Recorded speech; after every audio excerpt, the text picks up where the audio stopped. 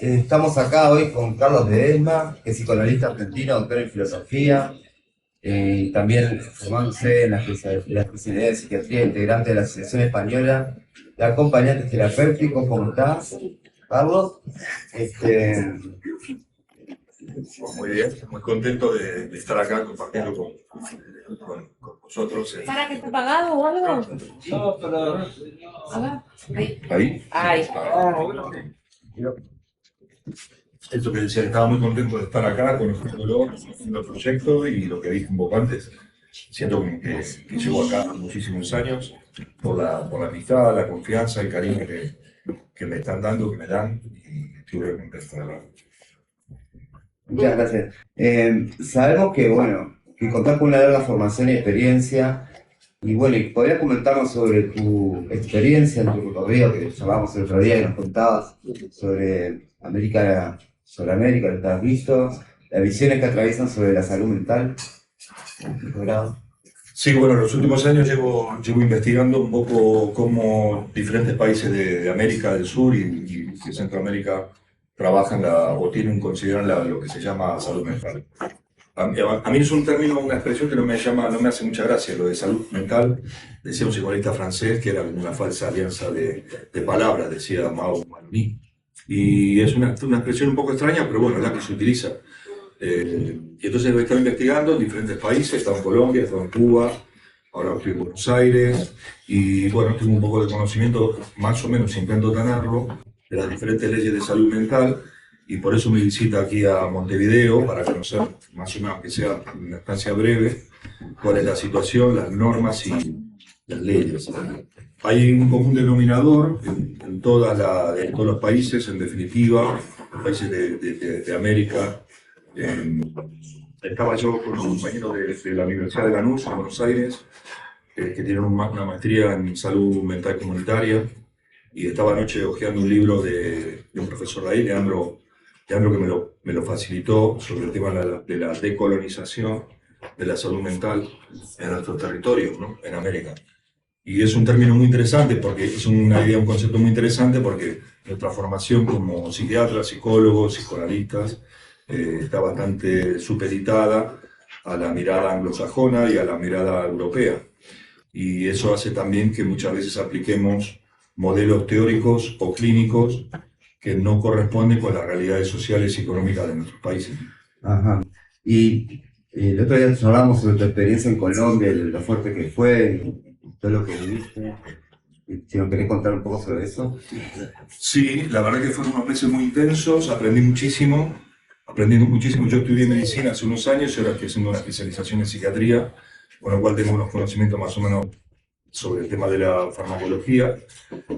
Una cosa que, bueno, que habitualmente los psicólogos no tienen en cuenta. Yo lo contemplo bastante porque tenemos que saber, ¿no?, qué es un medicamento y para qué sirve cada medicamento. Y sobre todo los pacientes. Yo siempre le digo a las personas que tengo la ocasión de trabajar con ellas, pacientes, vamos a llamarlo así, que pregunten, ¿no?, que pregunten qué están tomando, qué le dan y para qué. Muchas veces las personas toman medicinas, pastillas, deportes, estas inyecciones, y no saben muy bien ni para qué es. Y yo, por ejemplo, en Colombia me encontré en situaciones bastante complejas. Por ejemplo, ahí se utiliza el electroshock de una manera bastante intensiva, lo cual me llamó mucho la atención. También se utiliza en Cuba, también se utiliza, bueno, en otros países, acá también, en España, que es donde yo trabajo y vivo hace como 30 años. Se utiliza de una manera muy puntual para casos muy específicos. Yo no comparto en absoluto ese tipo de terapia, que me parecen tremendas. Pero bueno, hay un montón de modelos. Ya les digo, es un modelo angloamericano.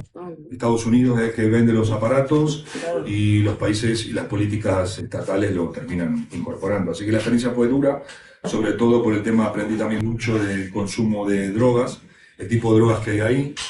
Y el tipo de drogas que son las mismas que tenemos acá en Argentina, en Brasil, ¿no? En Sudamérica más o menos son las mismas. Solamente que cambia la forma de circular, la circulación de las drogas. Y los tratamientos son específicamente médicos, psiquiátricos, psicofarmacológicos, y el tratamiento psicoterapéutico, bueno, acompañamiento terapéutico ni existe, y lo que es la atención clínica desde el punto de vista terapéutico, desde la narrativa de la persona, del sujeto, cero. O sea, cero. En España pasa algo parecido. Cuidado que estamos hablando de que no solamente en Colombia, en España también pasa. Se da prioridad a la atención psiquiátrica, el médico receta. En la pandemia lo vimos muy claro, que se recitaba por internet, teleconsulta, como sea. Y la visita a los 3 meses tenía que ver al paciente, sin haber una continuidad. No se puede dar una medicación a un paciente sin saber qué efectos tiene esa persona, en esa persona. Eso es una barbaridad. Y es un común denominador, no solamente en Colombia, en Cuba, en España, sino por todo lo que yo he visto, es así. Y en Argentina también, claro. Bueno, ahí, ¿cómo andás? Bueno, un gusto tenerte por acá. Además, ahora cuando te escuchaba decía que estamos más locos de lo que pensamos. Entonces, ¿Te puedo en hacer una pregunta? Sí, ahora, para que termino yo y ya te paso, Stephanie. No, que estamos más locos de lo que pensamos en esto también de querer ir contra una corriente que esta mirada que vos traes, ¿no? De certezas de lo que anda pasando por ahí, que si bien uno conoce o lo sabemos, pero bueno, hiciste como un relato bastante sintético y duro de la realidad, ¿no? Y además me hiciste acordar, acá en Uruguay tenemos la aprobada la Ley de Salud Mental en 2017 y antes hicimos campañas bastante contundentes, sobre todo en esto, ¿no? De la primera respuesta cuando uno iba a veces a la emergencia de Vilar de Bo, eran sesiones de electroshock, a veces ni siquiera era la medicación y esperar el tratamiento medicamentoso a ver cómo hacía efecto. Y bueno, y obviamente el fármaco como respuesta y no capaz que otros abordajes.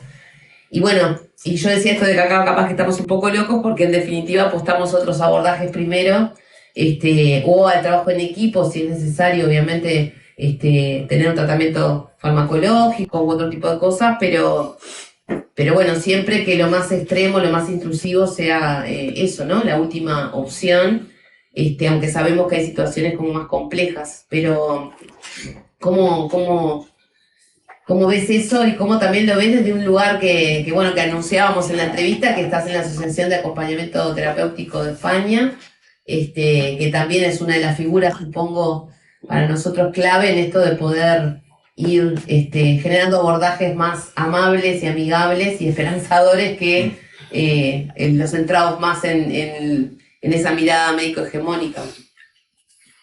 Sí, bueno, yo estudié psicología, soy psicólogo clínico y a veces los psicólogos... Perdón, ahora hacemos una pregunta y ya... La lorazepina sirve para dormir, ¿no?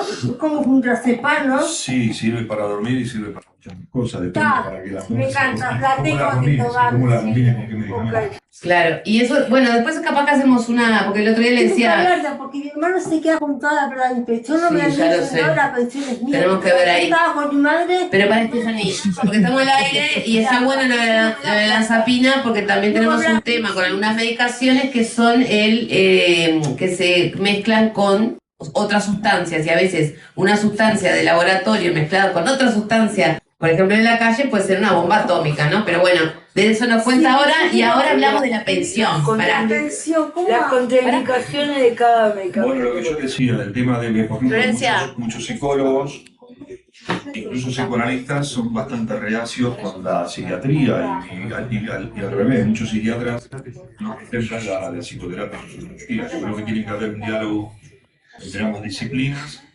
porque evidentemente los fármacos son necesarios en muchos momentos puntuales, hay que contener un sujeto, la persona, el paciente que está en una situación grave, es necesario contenerlo, desangustiarlo, pararlo, frenarlo, pero eso requiere un control, un seguimiento de qué medicación está tomando la persona y sobre todo si son personas que están en situaciones de inclusión social, también hacer un seguimiento de calle para ver qué es lo que están consumiendo y eso, el psiquiatra tiene que saber qué está tomando la persona, ¿no? Y eso, ahí está la función importante de los dispositivos de ambulatorios, de dispositivos intermedios, como es el acompañamiento terapéutico, ¿no? El acompañamiento terapéutico tiene la ventaja de poder estar con el paciente. Me van a permitir que utilice la palabra paciente, porque tendría que utilizar usuario, lo que sea, la persona. O consultante. El consultante, ¿no? El paciente. También. Y el acompañante terapéutico permite estar cercano con el usuario, con el paciente y puede ver. Porque lo que el psiquiatra no va a ver, porque está en un despacho del hospital, el acompañante sí le puede dar cuenta de eso. Evidentemente, para hacer eso hace falta voluntad política. La voluntad política realmente escasea porque los gobiernos realmente gobiernan para la clase social a la que pertenecen y nunca gobiernan para la clase que los vota, con lo cual ese es un problema. El diálogo entre la psiquiatría y la psicología yo creo que es indispensable y convocar a otras disciplinas como las ciencias sociales, la sociología, la filosofía, ¿no? Yo, por ejemplo, los acompañantes cuando hacemos nuestros talleres, cursos de formación, o en los lugares donde yo estuve, ahora en Colombia, en Cuba, yo estaba en Irán también investigando cómo funciona la salud mental en Irán, ¿no? Un fenómeno, ¿Cómo es? un fenómeno muy curioso, ¿no? Entonces, muchas veces no se tiene en cuenta en la formación, no se tiene en cuenta en la formación de los terapeutas, de los psicólogos, ¿no? Y de los médicos, la necesidad de lo que es la psicoterapia. Yo les pongo un ejemplo. Imagínense que todos los que estamos acá, cada uno de nosotros, bueno, lo que decía, que yo a los acompañantes les digo que no utilicen términos psiquiátricos, que no hablen ni de depresión, ni de bipolar, ni de patología dual, ni de bullying, ni de todas esas cosas que se hablan. Que hablen de tristeza, que hablen de alegría, que hablen de miedo, que hablen de impotencia, de desamparo, de soledad, todos los términos que están en los textos sagrados, ¿no? Uno mira la Biblia o lee el Corán, son esos textos, o si ya queremos ir un poco más allá, el libro que para mí es una referencia, que es el de Spinoza, ¿no? El de la ética de Spinoza, donde él habla... Con la OTC.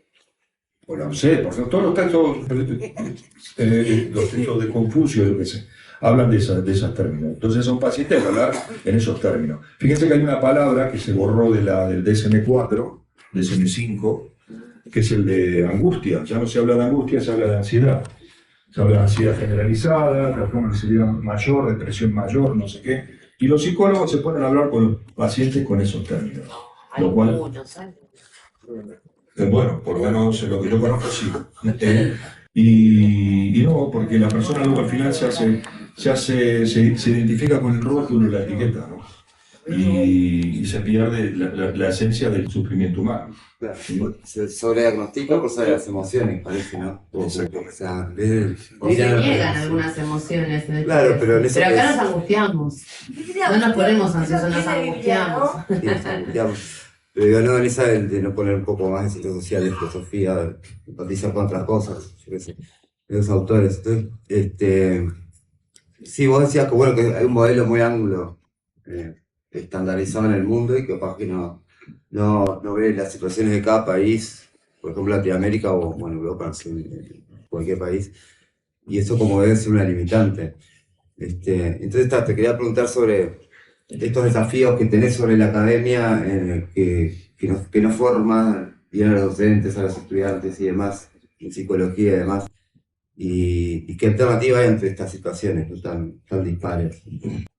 Sí, bueno, las universidades, las facultades son bastante responsables también de toda esta situación de salud mental, ¿no?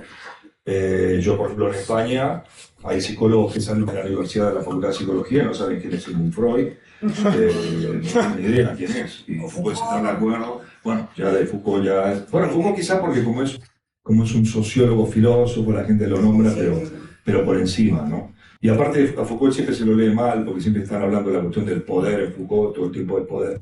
Pero lo que trasciende eso es otra cosa, ¿no? La cuestión de la debilidad y la fortaleza y eso, ¿no? Bueno, eso lo cuenta Persia, ¿no? Persia, que estuvo aquí la semana pasada. Sí. En uno de los libros que leí de Marcelo Persia, habla de eso. Entonces, la formación en psicología es bastante deficiente. En España, por ejemplo, una asignatura de terapias psicodinámicas es como una optativa, es algo pequeño ahí, donde prácticamente no se habla de terapias humanistas. Yo no digo solamente el psicoanálisis, que es el que yo estudio, pero también hay otros modelos psicoterapéuticos, ¿no? Pero no sé, es el conductismo y el cognitivo conductual, y hay que modificar la conducta y todo ese tema. Lo mismo pasa en Colombia, lo mismo pasa en Cuba. En Argentina, evidentemente no. En Uruguay sé que no, porque veo los programas. Pero la formación es bastante deficiente. Y luego, por ejemplo, en medicina, en la facultad de medicina, yo estoy haciendo psiquiatría, pasa lo mismo, ¿no?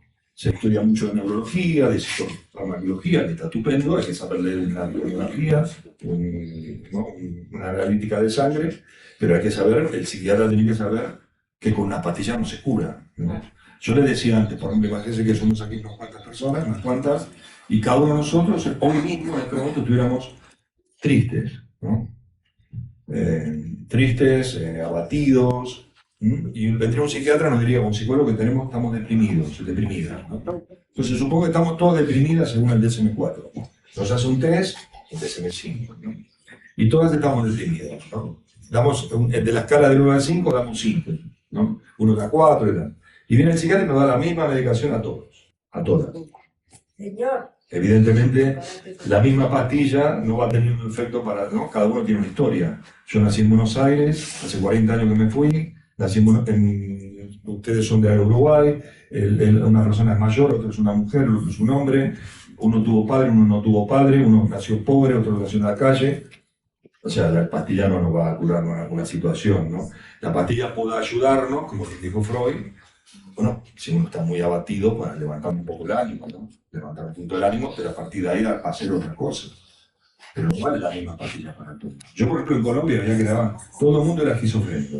O sea, el trastorno de esquizoide, todo el mundo era, pero ¿cómo es posible? No, y todo el mundo es bipolar, Todo el mundo bipolar. Ritalina. En los años 90, me acuerdo, las chicas adolescentes era la epidemia de la anorexia, toda era la anorexia. Es verdad. Sí. Luego los niños eran todo TDAH, trastorno de hiperactividad y déficit de atención. Luego ahora todos los niños sufren bullying. Bueno, todo el mundo sufre bullying. Entonces, es como que va por épocas.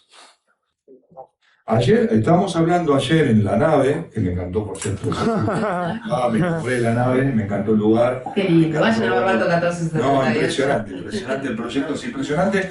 Y es un proyecto que no es... No usamos el DSM-5 en Pilar de Vos. No, claro.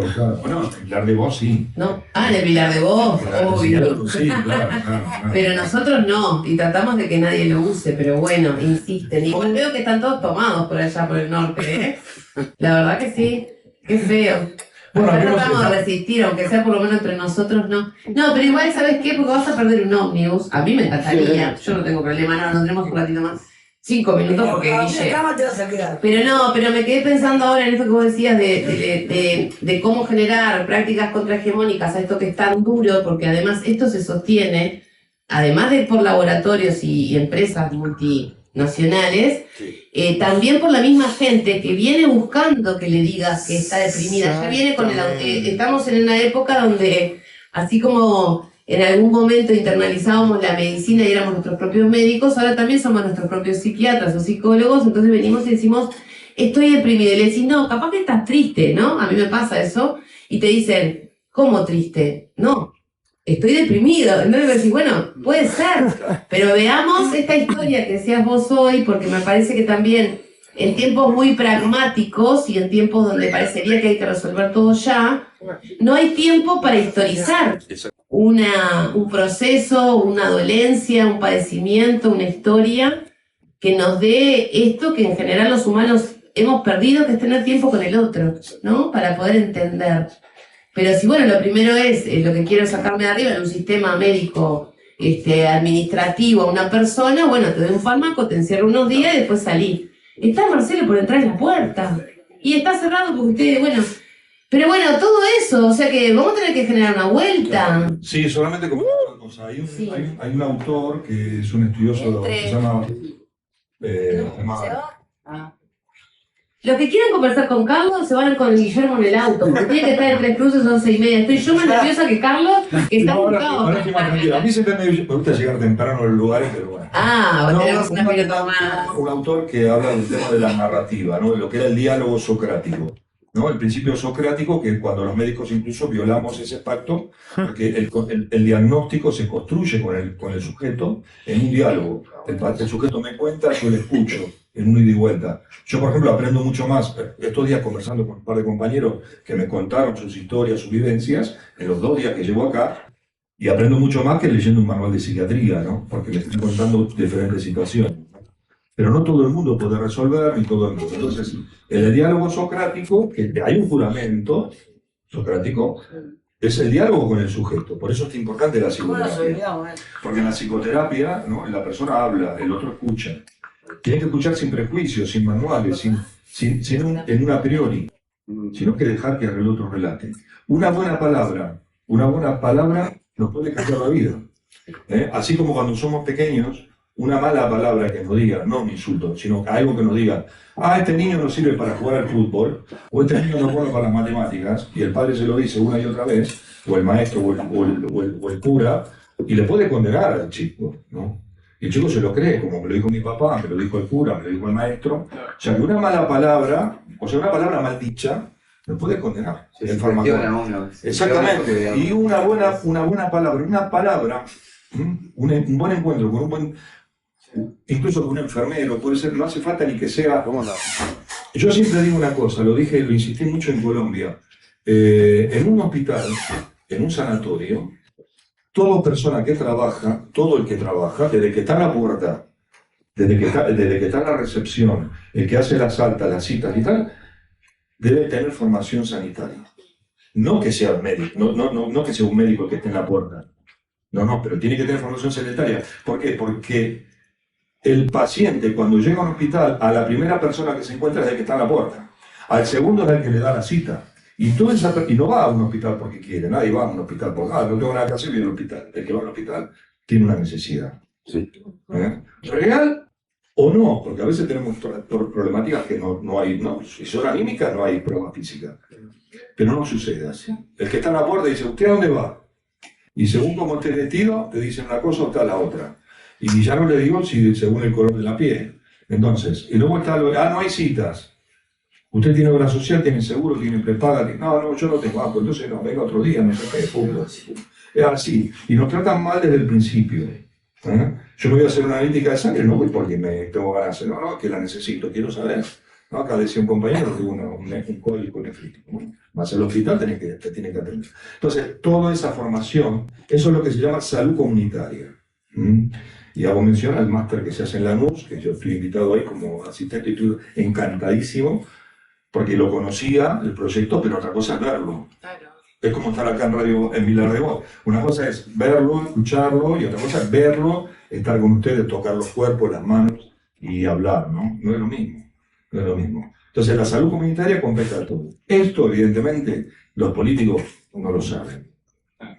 No lo saben y no les importa. No les importa. Entonces, bueno, ahí está. Mati. Carlos, me quedo con una frase que yo promuevo mucho, que es el pasado no tiene poder sobre mí. Y a eso le agrego esta como esperanza que me surge de esta entrevista por parte de los nuevos médicos y de las nuevas médicos que van surgiendo en el mundo, que me pongo a pensar como hablabas hoy en el ida y vuelta de cuando se entrevista a una persona con algún problema por parte de un médico o de una médica. ¿Cuántas personas hay dedicadas a la salud que estudiaron eso por obligación? Muchísimas. Psicología, abogacía. Entonces son personas que también están frustradas o no tienen ganas de ir a realmente escuchar el problema de los demás. Ni un dolor en el hígado, ni una quebradura, y no tienen ganas de ver eso. Entonces no van a colaborar para que tu vida mejore como otra persona que sí, realmente quieres curar y sanar y te va a poder ayudar. Así que quedo muy contento con esta entrevista que nos hablaste y nada, y agradecer por eso, porque se vienen nuevas generaciones de gente que sí va a querer curar y vamos a poder sanar entre todos. Bien, yo sé que hay alguien que, si no son preguntas, si son cositas cortitas, yo paso el micrófono, pero si es para abrir, no, porque vieron que son 11 y 8 tengo ahí, que y dice, si salen y cuarto, llegan y media.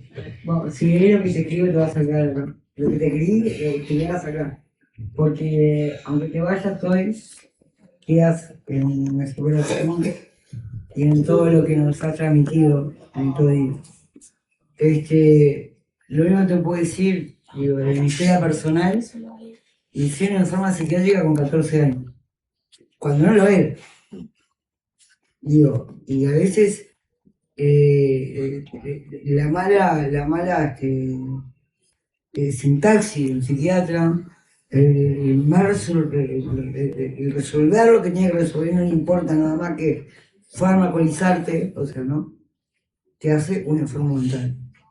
Porque las sustancias, cada sustancia psiquiátrica tiene su contraindicación y tomada un tiempo prolongado más todavía. Bien, por allá rapidito.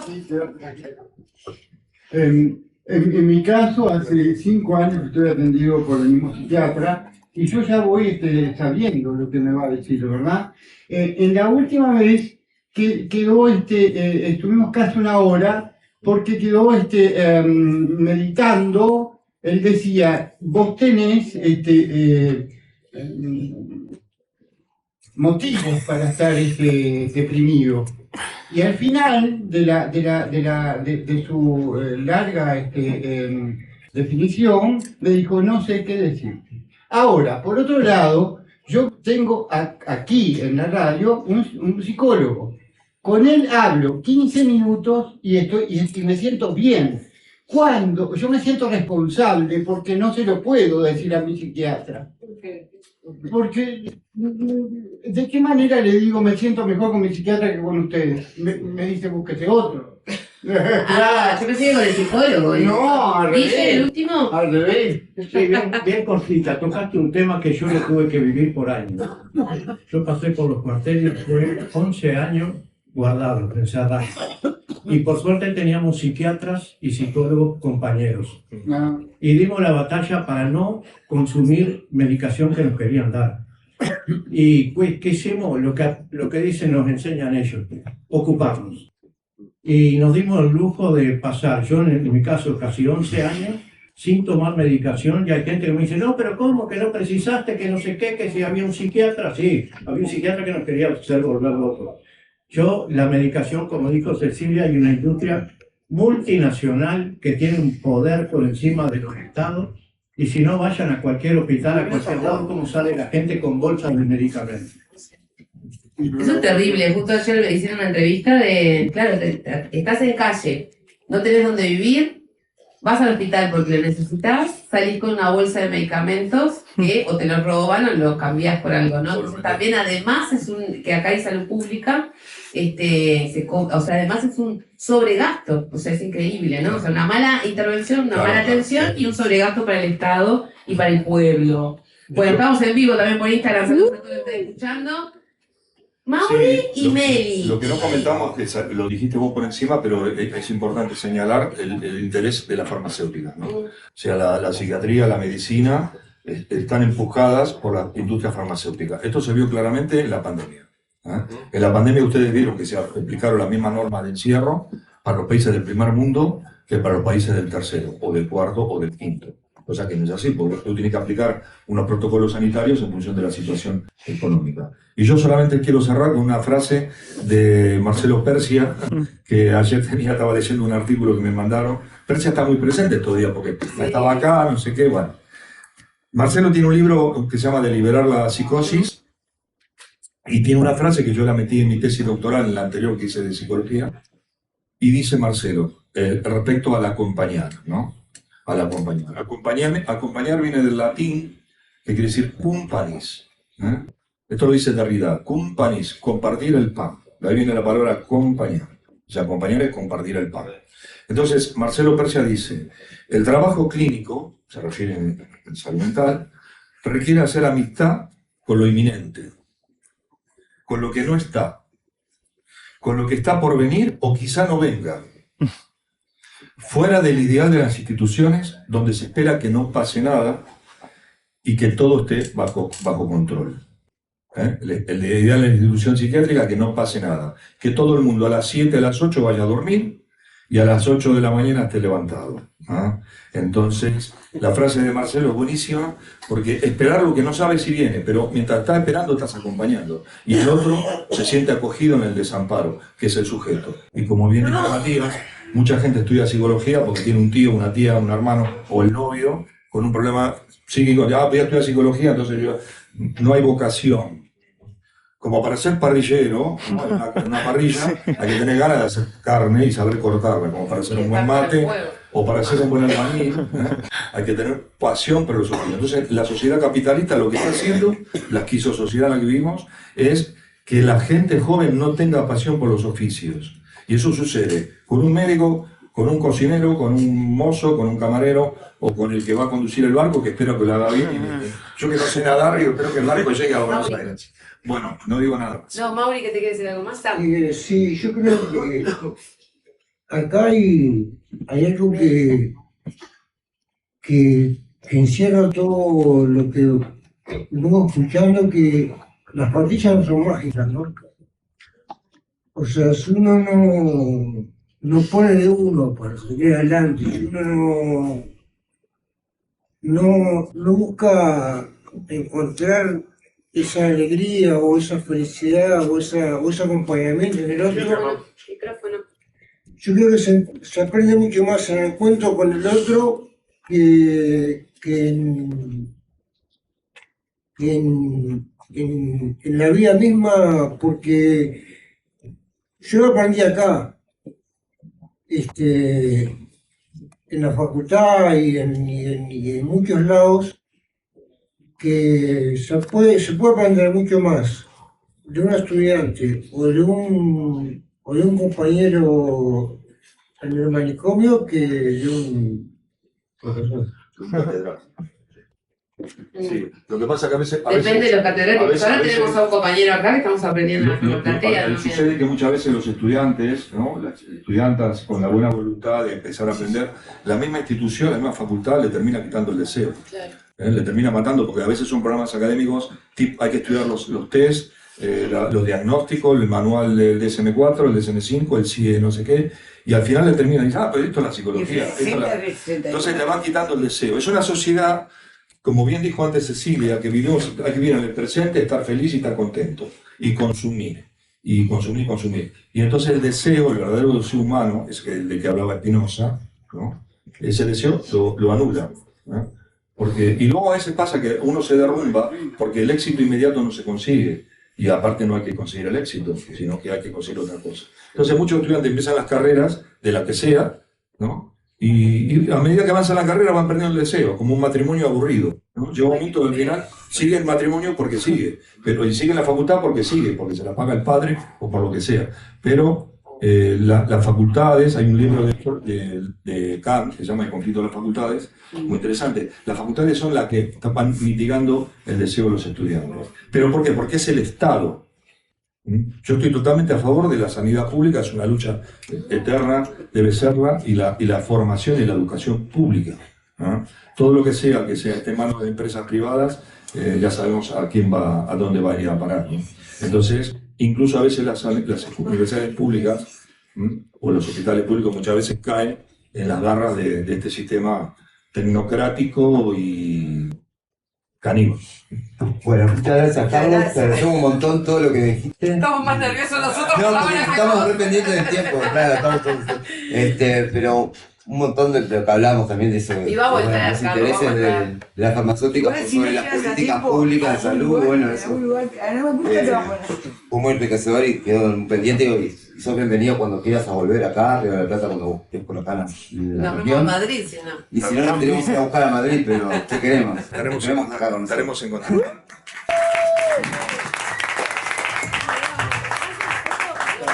Pará, vamos a hacer una foto con Carlos antes de que se va.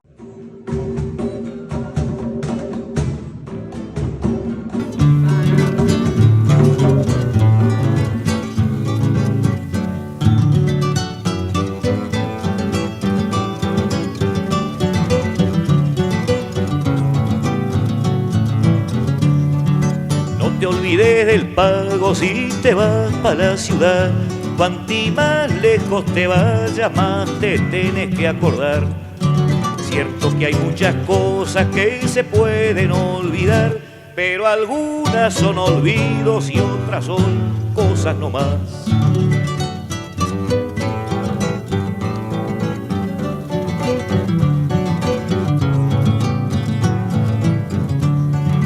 No eches en la maleta lo que no vayas a usar. Son más largos los caminos pa'l que va cargado de más. Ahora que sos mocito y ya pintas como el que más, no cambies nunca de trillo aunque no tengas pa' fumar.